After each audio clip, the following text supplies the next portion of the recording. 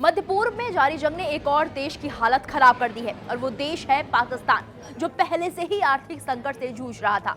अब तेल की मार ने उसकी हालत और बद से बदतर कर दी है। आखिर कैसे एक जंग ने पाकिस्तान की कमर तोड़ दी है और आखिर पाकिस्तान में ईरान इजराइल युद्ध के बीच कोरोना काल जैसे नियम क्यों लागू हो गए हैं, देखिए हमारी ये खास रिपोर्ट। पाकिस्तान, जहां महंगाई पहले ही आसमान छू रही थी, जहां विदेशी कर्ज का बोझ लगातार बढ़ रहा था, अब उसी पाकिस्तान पर तेल संकट ने दोहरी मार कर दी है। दरअसल पाकिस्तान की अर्थव्यवस्था पहले से ही डगमगा रही थी और अब पेट्रोल डीजल की कमी ने हालात को और भी बिगाड़ दिए हैं।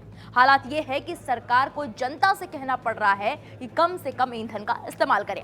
न सिर्फ कम से कम ईंधन का इस्तेमाल करने की शहबाज सरकार ने अपील की है, बल्कि कई सख्त कदम भी उठाए। ये सख्त कदम बिल्कुल कोरोना काल के समय की याद दिलाते हैं, क्योंकि कोरोना के समय में ही ऐसी सख्ती देखी गई थी। हफ्ते में सिर्फ 4 दिन काम करना है, आधे कर्मचारियों को वर्क फ्रॉम होम दे दिया गया है और सरकारी खर्च में भारी कटौती की गई है। यानी हालात इतने खराब हैं कि सरकार को खुद खर्च बचाने की मुहिम चलानी पड़ रही है। मध्य पूर्व की जंग के बाद कच्चे तेल की कीमतें $118 प्रति बैरल तक पहुंच गई हैं और यही बढ़ती कीमतें कमजोर अर्थव्यवस्था वाले देशों के लिए सबसे बड़ा खतरा बन रही हैं।